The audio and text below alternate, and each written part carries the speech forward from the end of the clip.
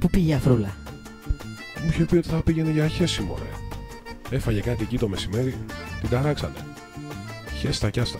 Αν χέσει όπως έχισε το μεσημέρι, τη γαμίσαμε. Έλα ρε, μην το κάνεις θέμα.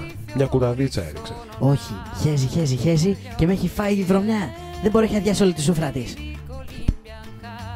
Λες να φάει και τα λαμοκεφτέδες? Όχι ρε, κάτι γαρδουμπάκια ψήσαμε.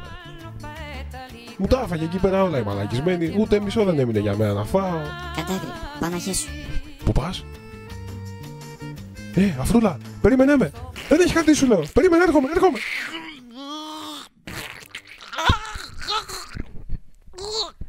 Δεν κρατιέσαι με τίποτα? Με τσάκισαν οι ταραμοκεφτέδες και τα χαρδουμπάκια.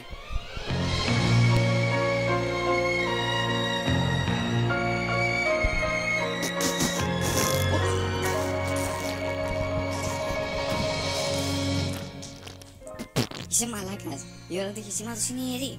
Αφρούλα, το ξέρω. Χέσω σου λέω, προσπαθώ να συγκεντρωθώ. Εντάξει, δεν στη χαλάω, εντάξει. Και εμένα μου τους πάει να μπαίνουν όταν χέζω. Μητσό, θα κλάσω. Πω, μυρίζεις σαν πιο μπρόκολο.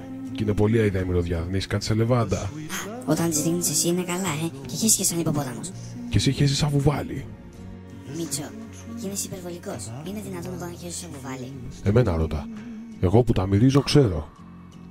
Αφρούλα, σκουπίσου. Το χέσιμο σου σκοτώνει μέχρι και γατιά. Αλήθεια. Αλήθεια λέω. Εγώ κάπως ξαλάφρωσα. Και καλά θα ήταν να κάνεις και εσύ το ίδιο, γατούλη μου. Καλά, θα σου κάνω τη χάρη, θα σκουπιστώ. Εντάξει, θα σου φέρω χαλτάκι.